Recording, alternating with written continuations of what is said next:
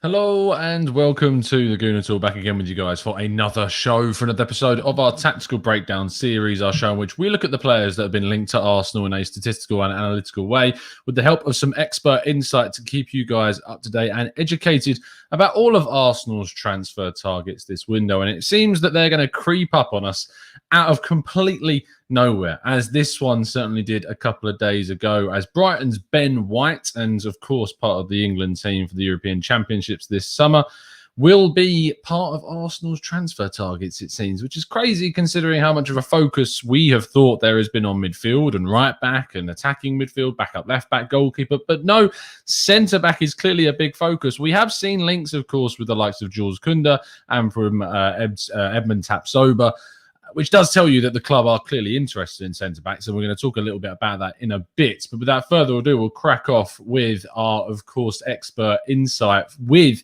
Jeremy Smith, who is a Brighton fan, not only a French football expert, which is normally what we get Jeremy on for to discuss all the French targets that we're looking at, but he is also a Brighton fan, and so therefore it is really good to get his perspective on Ben White and how this would affect William Saliba and how those two compare. So without further ado, let's hear from Jeremy. So the latest Brighton player connected with Arsenal today is Ben White. This all seems to come from one tweet, an Athletic article from David Ornstein, who obviously does have his Arsenal connections, but to me it seems a little bit tenuous. All it says is that Arsenal are preparing a bid, so it feels a little bit like sort of transfer clickbait season, but definitely Ben White is one of those players who already for a couple of years now has been on sort of rumoured to be on a few top teams kind of wanted list, or at least monitoring list. He's been connected a lot with Liverpool, with Man United in passing as well. And it's understandable why people are interested. This is a player who's still relatively young, but has kind of made a steady progress in his career. He's been on Brighton's books for a while, but he was loaned out to Newport in League Two, then Peterborough in League One, and then Leeds in the Championship, where he was certainly one of their players of the season as they got promoted. Obviously, the fact that it's Leeds and it's Saint Marcelo of Bielsa means that maybe he got a little bit more prominence than other players would get. And I think that's kind of carried on into this year. If you ask most Brighton players, of our three English centre-backs, actually Ben White is probably the weakest. And that's not to say he's weak, it's just to say that both Dunk and Webster have been better, but because of maybe the Leeds connection and whatever, the way hype goes nowadays, it's White who's, well, now in the Euro squad where someone like Dunk has been ignored, which really doesn't feel right to a lot of Brighton fans, but obviously we're still delighted for White. And let's be completely honest, if and when he leaves, if being an England international adds a couple of zeros or a couple of millions to his transfer fee, all the better. He's, I think also, to be fair, he's obviously more one for the future than those other two. Dunk's almost 30, Webster's in his mid-20s now, and there's a lot more scope for improvement with White. At the start of this season, with obviously the step up to the Premier League, there were a couple of shaky moments. He was embarrassed quite a lot by Rashford in that infamous Man United match, but he's really acclimatized quickly to the Premier League, and he's a quality, I was going to say centre-back, but one of his big strengths is that he is versatile. He can play right back. He can play defensive midfield, which he did a bit for Leeds. He's done a couple of times for Brighton, most notably in a man-of-the-match performance against Leeds, actually. And the reason that he's got that versatility, and for Brighton, obviously, he's mostly playing on the right side of three centre-backs, but can play in the centre as well, is that as well as being an excellent defender, great tackler, great blocker, he's got a really good reading of the game and is really good with the ball. Often with Brighton, he'll be the one sort of leading the ball out of defence, but with the ball at his feet. Dunk is more of a passer. White is more comfortable actually bringing the ball out himself, but he's got a good pass as well. As I said, his reading is good, and that kind of covers the fact that for a centre-back, maybe there's a slight lack of height, which is a bit of a weakness in terms of sort of aerial challenges. But really, he has got the makings of a world-class defender who, as I said, reads the game well, does all the basics of a defender well, and can be the sort of start of attacks, either with his eye for a pass or bringing the ball forward himself and supporting, especially the right flank player very well as well, kind of on the overlap. So a quality player, and although, like I said, part of me thinks that some of the hype is a tiny bit overdone for the moment, it is understandable because I think there's a real quality player there. As to whether or not he's better than Saliba, obviously with my sort of French football side and maybe slight bias, I don't think that White is any better at this stage or has any more potential. I really still think that Saliba is a quality player. I think shows more leadership qualities, is better in the air, and is equally as good with the ball at his feet. So if it's a choice between the two, I still don't really understand why Arsenal aren't sticking with what they've got, especially because you're usually paying premium for an English or Premier League player. So the link seems slightly strange to me, unless Arsenal are looking to kind of move forward with the two of them playing together, even though I think they're both right-footed. So I understand the interest in White because he's a quality player and he's only going to get better. It just seems slightly strange to me. And then in terms of price, Brighton will not let him go cheaply. He's one of the sort of jewels in their crown. And even though they've got a lot of quality centre-backs, so it wouldn't be a terrible loss, I think we've got a good idea of his value and the fact that value is only going to go up. So I think Arsenal will have to be ready to shell out a lot of money and almost certainly sort of have a few rivals for his signature. But obviously from a Brighton fan point of view, I'm hoping he stays for at least one more year to continue his development. And then maybe a lot will depend on how Arsenal's next season go and whether they're in Europe or not, to see whether they're one of the sort of serious candidates for his signature. A massive thank you there to Jeremy for giving us the insight from a Brighton perspective and, of course, from a French football expert perspective as well regarding the comparison between him and Saliba. You can find Jeremy on Twitter at JeremySmith98. Please make sure you go and check him out if you aren't already. And there's lots to talk about in regards to Ben White and the kind of situation that we have at centre-back when we will come on to that. First of all, what I want to do, though, is, of course, go into the statistics, which is the next part of the show, as always, making comparisons between some current Arsenal players and, of course, a kind of top-level player that we've been linked to for a similar kind of figure, although I think that the figure for this guy would go even higher than Ben White. So we're going to compare him to Saliba, Gabriel and Tapsoba for the comparisons, mainly because of the fact that Gabriel's obviously already in the Premier League. Saliba is one of the guys that we think of as a big argument against signing White. Why sign him? Because you've got Saliba coming through, and Tapsoba is very much that high-level player that we are being linked to that could, or rather that Arsenal would like to see come into the club, but it's probably not a very likely signing this summer, and White seems a lot more doable. So let's have a look at their heat maps first of all. You can see very clearly from this that White is a right-hand sided defender. Now, Brighton have played in a multitude of systems, but mainly with a back three, of which he's played on the right of. He has deputised at right back a number of times with Tariq Lamptey being out as well, so that has certainly affected his heat map in some ways. Gabriel and Saliba and Tapsoba, however, are all very much on the left-hand side of the pitch. It does make me think, when you think about how much Saliba has played on the left-hand side, people are saying that we can't sign White because we've got Saliba, when in fact they can play together. And having a core group of players that are of a good quality, I mean, the fact that White can play, Gabriel can play. If Gabriel's having a bit off form, you can bring Saliba in, play him on the left-hand side alongside White. It doesn't rule out if you play White, you can't play Saliba. You can play them together. So it's that versatility and the ability to change tactics, change teams that's also important to this.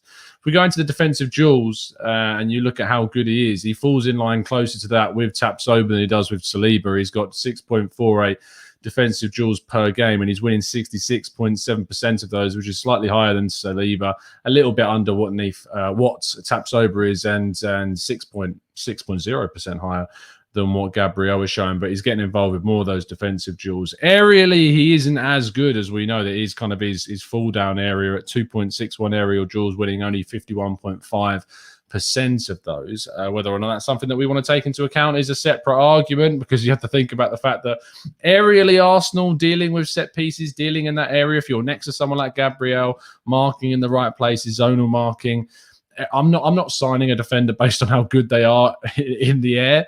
We've seen that a number of times with players. I'd rather know they were great defensively and great on the ball and stuff like that, rather than focusing specifically on this area. But it is important to note that we've got someone next to him in Gabriel or even Saliba that plays there that can both win those balls a lot better than he can.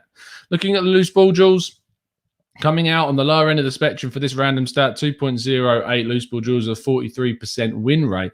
Gabriel comes out very well in this statistic with a 61.4% win rate in these loose ball duels.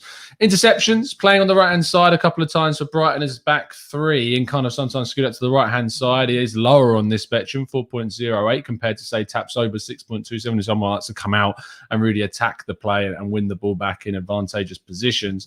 Going into losses, though, he doesn't lose the ball as much as, say, Gabriel or Tapsoba does, but Saliba comes out exceptionally well. 5.85 losses is all he's losing the ball at. But you would say that 65.8% of his losses are in his own half from a little bit of his risky style of play, whereas only 42.2% of the losses that Ben White has are in his own half, which is the lowest again on this area, which is quite good. Recoveries, though, he doesn't specifically come out highly at all, which is a bit of a shame, really. 7.56 recoveries per match, with a 22.3% of those being in the opposition half, which is the highest percentage. But when you compare that to the amount of recoveries to, say, Tapsoba, who's nearly got 13 recoveries per match, you would like it to be over 10. He doesn't get over that 10 mark, which is a little bit of a letdown. Clearances, 1.32. You would imagine that would certainly be a statistic that goes up playing for Arsenal. Our defenders have got a huge amount of buff stats when it comes to clearances, but he does come out very well in his discipline areas. Only 0.76 fouls per game, which is lower than everyone else on this list. So that's certainly showing his more composure in the way that he challenges, and we saw that with his defensive duel statistics a little bit earlier on. If we go into the passing stats, this is where he does fall down. Saliba coming out really well in this area at 92.6% with 65.8 passes on average, whereas White is coming in at just an 86.4% pass accuracy and passing less frequently than the others. If he comes into the Arsenal team, how that is going to change, it would be interesting to see.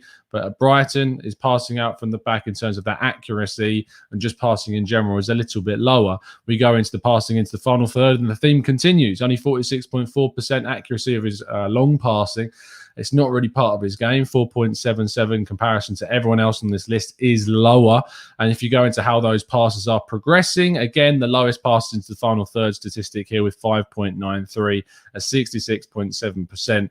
Accuracy on those is again the lowest on this list. If we go into the final stat here, which is his shooting, again, he's not really popping up in the box too much with his headers, because we know his aerial ability is not really comparable to, say, Gabriel or Tapsoba here. So you're not going to see typically too high of a shooting statistic here. His stats, obviously, his stats aren't the best in regards to his passing and stuff like that in comparison to the others. The context of all four players you have to think about is Tapsoba playing in the Bundesliga. You've got Saliba playing for 6 months in Liga. And you've got Gabriel playing in the Premier League. And so looking at how those four compare, it is very difficult to kind of get a grasp on how it would matter if he was to move to Arsenal, playing in a very, very different Premier League side to Brighton. You would like the fact that his defensive duel stats are good, that his fouling stats are really good as well, with how little he does on the ball. But I would like to see an improvement in the passing area. That is a bit that, for a player that is described as someone who's better on the ball, and you'll see in the passing statistics of Saliba, passing statistics of Tapsoba and of Gabriel being better than him, that does concern me a little bit. However, we move on to the next point, which is about improving Arsenal's squad. It is important that Arsenal improve in every single area possible. I don't like the satire of tweets saying that Arsenal are obviously looking to improve in trying to score goals, and so therefore not looking at a centre-back is silly, or rather looking at a centre-back is silly. I don't really agree with the satire of the tweets. I think that if you can improve Arsenal in any way, shape or form, and being ruthless with the squad, it's important to do that. I also think that you can improve how good you are going forwards by working from the back, by making sure you're improving your defence, so you've got a good, solid foundation to build your attacks from. just by saying that you're signing a defender, oh, that means we're not going to create more chances. Well, if we're recovering possession much better and we're able to get on the ball a lot more and control from the back and be more composed and play out from the back better, then surely that's going to increase the frequency of opportunities in the final third as well. So I don't really agree with that statement either. However, if Arsenal are going to go into the market and spend big, it has to be on the right player. Now, 40, if we say the bottom end of the scale, 40 million. If we're looking at Arsenal and get a deal done for 40 million for Ben White, and you think about how much Saliba costs at 28 million, well, 12 million pounds, factoring that he's already a Premier League regular, he's an England international, 12 million pounds premium, that probably sounds about right. So I'm not really surprised at the 40 million pound figure. Going to 50 million is probably more of a stretch for me. I'm not sure 50 million is fully reflective of the player that you've got right there. But as Jeremy talked about, you've got a player that, as he described, has got world-class potential, and he's only going to go up and up and up and up in price. And Brighton are going to want to try and harness as much of that as possible. I think 40 million is very much a secure figure, and a figure that if Arsenal were to pay that, I'd be like, yeah, well, that's probably a fair deal for the situation. The fact that he's English, the fact he's playing week in, week out in the Premier League, the fact he's now an England international. The irony comes from us all, of course. Lots of people thought that Ainsley Maitland-Niles last summer, not this summer, was worth upwards of £30 million because he was an England international and because he was playing at a decent level for Arsenal. And he wasn't a regular. He didn't even have a nailed down position in the Arsenal team, but there were people saying that we should be getting 30 odd million for Ainsley Maitland-Niles, and yet somehow Ben White's a 30 million pound player. It doesn't really correlate. It doesn't correlate in consistency. I think that there is ultimately an argument to say that centre back is an area we should be improving in, even though we've got quite a few of them. It is not an argument to say because you've got a lot of something doesn't mean you need to improve it. If I'm in a kitchen and I've got 6 chefs, but they're all not that great, I've got a couple that are quite decent, it doesn't mean that I'm not going to get rid of 2 of them to bring in a really good one to help the kitchen work. It's the same thing in football. If you can get rid of 2 of your players that aren't necessarily of the same level as that of your rivals that you're competing with to get into the top 4, because that's always going to be the benchmark, then yes, you should 100% be going for that. And Manchester United are certainly interested in Ben White and have inquired about him as well, and he's on their list of players that they're interested in. So there are clubs around us and that we should be aiming for that also have interest in Ben White too. Anyway, that kind of concludes how I feel about him, and I'll be loving to get your thoughts and feelings in the chat box about Ben White as well. So let's see what you guys are saying. But make sure you are dropping a like on the video, appreciating all the hard work that goes into producing this content for you. This isn't going to be your last tactical breakdown of the day. We are going to be doing another tactical breakdown on Tyler Adams, the American international RB Leipzig midfielder that has been linked to Arsenal too. We'll be doing a dedicated show on him. Probably it'll be in between the Denmark and the Belgium game. So you won't have to miss any Euro football. It's going to be straight in the middle of those 2. So make sure you tune in for that. Let's see what you guys are saying. Ansgar says, him being homegrown and young is the strongest argument for White. I would argue that you add in his quality as well.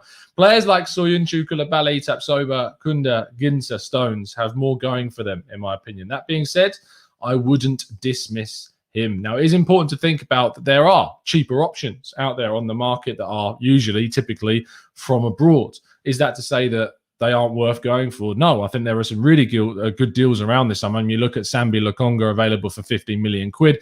I think that's a really good deal Arsenal could go out and do. However, there is no guarantees that a player from abroad is going to transition easily to the Premier League. You could get a Soyuncu situation where they transition almost immediately and they're fantastic for a whole season. Or you could have the complete opposite end of the spectrum and see someone really struggle to transition into the Premier League and not be a success. When you've got someone that you're buying from the Premier League that you know is good, that's the difference. And actually, it's something that Arsenal have not done in a hell of a long time, is invest in Premier League players. All of the top teams in England do it. All the teams that are fighting for top 4 bring in quality players from within the Premier League. And Arsenal just don't do that. The players that we bring in from the Prem are typically surplus to requirements, don't improve us in the areas that they're bringing them in. And it's just a real problem that we have faced, is that we're not competing on that same level. If you can start bringing in players, then you see a genuine improvement. So that's something that I think Arsenal certainly needs to change their perspective of. Let's scroll down a little bit more and get some more thoughts. Vignesh says, a positive take. If we are splashing £40 million on a centre-back, we'll definitely spend big on other important positions. There's no guarantees that's going to happen, but I would hope the fact that there are clearly other huge priorities that we need to be looking at, the signs that Arsenal are willing to spend big this window and bring in a centre-back is good, but there's no guarantees. Our actions speak a hell of a lot louder than words. If Arsenal are going in big for a centre-back, I would hope that they're going with equal measure for the other areas of the pitch that you need to be signing players in. If you think about the fact that they were willing to put a bid in the region of £30 million for Emi Buendia, and then we're looking to maybe, if the reports are true, of course, bid in the region of 40 to 50 million for Ben White, that's already two key positions, and we're spending in very good figures and expensive figures as well. So maybe we should take some encouragement, but until I see some genuine substance to this, I'm still always going to hold judgment. Zero Def says, if Arsenal signs Ben White for 40 million, is it the sign that the Cronkies have invested in the club heavily? Because my theory is that 40 million on a centre-back right now is not priority. Again, it's one of those theories. Is it a case of a sign? Again, no. There's no theories for me until we see action. I'm not going to theorise about Arsenal anymore. I'm calm about the window right now because it's really early on and the championships have only just started. I'll start getting a little bit more highly strung about the window later on into August, when the things start getting going. We're getting close to the start of the season and we're still not getting the business done that we need to. That's when I'm going to start worrying. Seal says, Tom, we have lost 2 centre-backs and none in the midfield. Not necessarily true. We have lost Danny Sabas, of course, and we might lose the likes of Joe Willett. We might lose Ainsley Maitland-Niles. And El Neni is, of course, of a completely different level, and we could lose Granit Xhaka as well. But Seal says, Tom, we have lost 2 centre-backs and none in midfield. Don't understand why people are making a fuss about the fact that we will sign midfielders too when we sell our midfielders as well. And I think it's important. I trust that we're going to go for a midfielder. It just depends who that midfielder is. It makes no sense for us to see Danny Sabas leave, to sell Granit Xhaka, and for no one else to come in. There is this obsession around Arsenal needing to sign midfielders, which maybe is... it's interesting. If these links to Ben White had have come up, say after signing a Basuma, signing an attack like a DePaul or someone else that's going to go and play in that midfield role, if these links had happened, say, a month down the line after we'd sorted those, I wonder if the reaction would have been very different. If we'd have already locked in, say, Basuma, or we'd locked in someone else, how would the perception of Arsenal's business being handled? Would we be looking at this deal very differently? I think that we probably would. But the timing of when this deal is happening is maybe having a big psychological impact on how Arsenal fans are viewing this deal. So it's something to consider. I think if we come to the end of the window, if we've signed a centre-back of Ben White's quality and stature, and we've also signed 2 midfielders, an attacking midfielder, a right back, a goalkeeper, a left back, all of those positions being covered, I think you'd have to say that we've had an excellent window and Ben White's a good addition to the group. So it really will depend on what happens towards the end. However, you have to hit with yourself with reality and go, the likelihood of that happening from what we've seen at Arsenal isn't very high. So I'm not going to get my hopes up for that. But it is all about the context, the timing, the situation, and waiting to see what happens. Jasmeet says, I remember crying out for a better ball-playing centre-back during a lot of the games last season, either to keep possession or beating the first press of the opposition team. And we lost the ball on countless occasions. Greg says we're going to be fighting relegation next season, lads. Not very confident for Greg. Ben P, I've just seen your comment. Go scroll past my screen. Really sorry. Here it is. Ben P says, hey, Tom, hope you're well. Should we look at for a centre-back similar to that of Louise rather than White? Interesting you say that, because White is considered a player that's meant to be good on the ball. Doesn't necessarily have the passing qualities, but certainly someone who's more confident in possession. He says, who has an influence on our build-up? Top 10, Louise White alternatives coming soon. Hint, hint. Maybe it is a position that I need to start looking at for one of those shows. And I am planning on doing more of the top 10 alternatives. But when Granit Xhaka's move is probably confirmed, we'll look more at centre-backs, but we'll centre midfielders, sorry, but we'll see. Matt Thornton says, rebuilds never take one summer. It was always going to be 3 or 4. I hope that the last summer window where we got Gabriel and Partey was the first step. I'm hoping that it is. I'm hoping that it's not starting now. But we need to do a hell of a lot still this window. That is not without any forgiveness, that if we don't get this window right and we don't sign the right players, there's going to be big questions that are going to need to be answered. Alan says, my issue isn't Saliba's playing time. It's that we're putting so much emphasis on our least problematic position. I don't mind getting a centre-back, but it shouldn't be the main focus in such a crucial window. I don't think there is any suggestion that it's our main focus. Arsenal have bid already this window for an attacking midfielder. So it is not a case of just because there's interest or a report telling us we're interested in bidding for Ben White. It doesn't mean that's our main priority. It just means that's what we're currently working on alongside other things.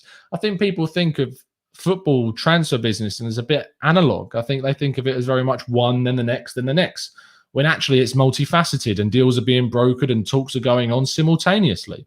It's just that this report has dripped through at this moment in time that all of a sudden we perceive that Arsenal are looking to do this as a priority when that's just simply not the case. And we know that for a fact because it's been reported that Arsenal have bid for an attacking midfielder already this window. There are reports of talks for Ruben Neves also going on.